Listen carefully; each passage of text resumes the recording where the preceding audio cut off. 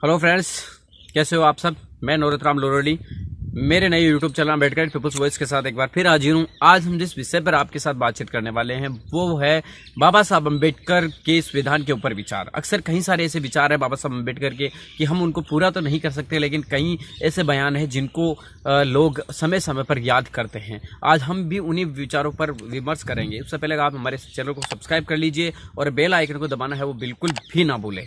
इसी के साथ वीडियो को शेयर करना भी ना भूलें। जो बाबा साहब अम्बेडकर का पहला जो संविधान था, संविधान के ऊपर विचार था, वो अक्सर ये सामने आता है कि बाबा साहब अम्बेडकर कहा करते थे कि मेरे संविधान के ऊपर ये विचार है कि संविधान अच्छा हो या बुरा, उस व्यक्ति पर काम करने वाले व्यक्ति की नियति कैसी है, ये इस बारे में विचार वही इस संविधान के बारे में अच्छी तरीके से बचा सकता है। अगर मैंने अच्छा संविधान बनाया है और उस पर काम करने वाले जो व्यक्ति है वो खराब है, तो वो संविधान खुद ब खुद खराब हो जाएगा। और अगर संविधान खराब है लेकिन उसके ऊपर काम करने वाले जो व्यक्ति है अगर वो अच्छे होंगे तो उस संविधान को वो अच्छाई की ओर लेकर जाएंगे।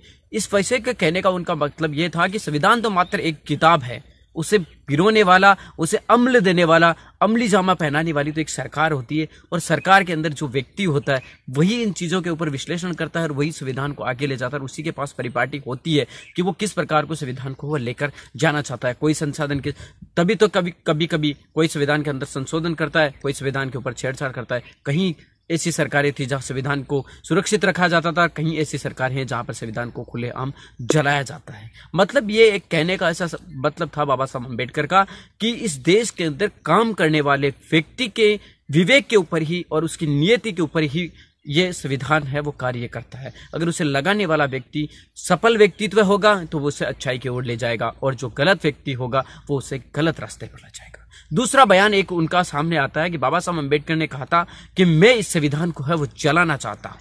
तो बाबा साहब अम्बेडकर संविधान को जलाना क्यों चाहते थे, इस विषय के ऊपर भी लोगों ने बहुत सारी टिप्पणियां की और राज्यसभा में उस समय हंगामा भी खूब हुआ था। लेकिन बाबा साहब ने इसका उदाहरण देते हुए कहा था कि मंदिर हम बनाते तो भगवान को बिठाने के लिए हैं या अच्छाई के लिए है, लेकिन अगर उसके अंदर राक्षस घुस जाए तो हमारा कर्तव्य यही होता है कि हम मंदिर को फोड़ दें या उसे तोड़ दें।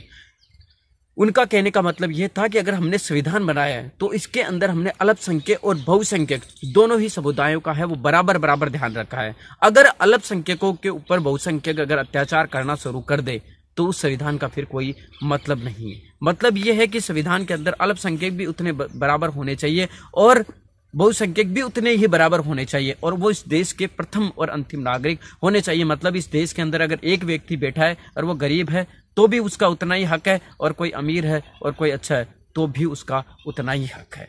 तो ये मतलब बाबा साहब अम्बेडकर के विचार थे संविधान के ऊपर कि वो उसे क्यों जलाना चाहते थे। तीसरा, अक्सर बाबा साहब अम्बेडकर के बारे में कहा जाता है कि बाबा साहब अम्बेडकर का जो लगाव था वो संविधान से इतना आत्मीय हो चुका था कि बाबा साहब अम्बेडकर संविधान को अपने परिवार का सदस्य की तरह मानते थे। और परिवार के अंदर जिस प्रकार एक बाप अपनी बेटी को विदा करता है, ठीक बाबा साहब अम्बेडकर के आंखों में भी आंसू, जब 1950 के अंदर बाबा साहब अम्बेडकर ने संविधान सभा को ये संविधान सौंपा था तब उनके आंख में आंसू आ गया था। तब लोगों ने पूछा भी था कि बाबा साहब अम्बेडकर आपके आंखों में आंसू क्यों आ गए। तो बाबा साहब अम्बेडकर ने कहा था कि एक पिता अपनी बेटी को अपने परिवार के संस्कार, रीति नीति समझाता है, जीवन भर उसे अध्ययन कराता है, उसके अंदर अपने संस्कार पिराने की कोशिश करता है, उसे पालता है, पोसता है, और वो इसलिए करता है कि ताकि ये बेटी आगे जाकर किसी देश का या किसी और परिवार को है उसी परिवार के संस्कारों को आगे बढ़ाने की कोशिश करे और दूसरे परिवार में जाकर उस परिवार की बेल को भी बढ़ाए और उस परिवार को भी ऊंचाइयों की बुलंदियों पर पहुंचाए।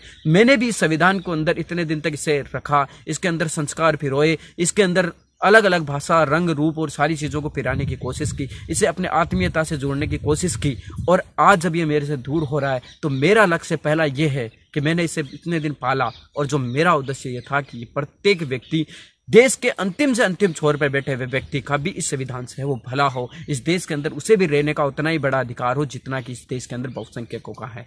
मतलब बाबा साहब अम्बेडकर का जो आत्मीय लगाव था वो उस तरीके से था। बाबा साहब अम्बेडकर संविधान के प्रति एकदम निसंकोचित थे। वो संविधान को अपने परिवार के सदस्य से भी बढ़कर मानने लगे थे। बाबा साहब अम्बेडकर ने जिस दिन 1950 में संविधान सभा को संविधान सौंपा तो उनकी आंखों में से आंसू है वो झलक आए थे। वो उनकी आंखों में वो नमी कोई भी संपूर्ण नहीं कर पाया था। आज उनके जो विचार है वो हमारे लिए हमेशा एक विश्व पटल के ऊपर छाए रहेंगे। बाबा साहब अम्बेडकर की इस संविधान सभा के इस स्पेशल एपिसोड का हम यहीं अंत करते हैं और इसी के साथ आपसे लेते हैं विदा। जय भीम, जय भारत।